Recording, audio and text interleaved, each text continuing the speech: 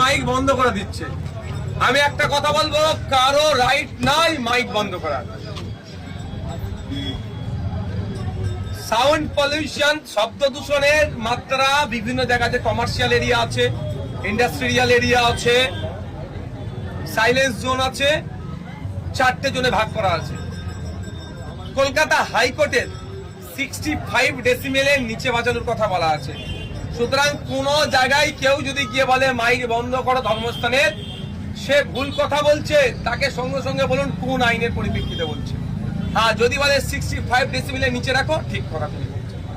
সুতরাং আর একটা কথায় অহেতুক আতঙ্কিত হয়ে আমার ফোনে প্রচুর ফোন এসছে, অমুক গ্রামের নাকি মাইক নামিয়ে দিয়েছে, অমুক পাড়ার নামিয়ে দিয়েছে।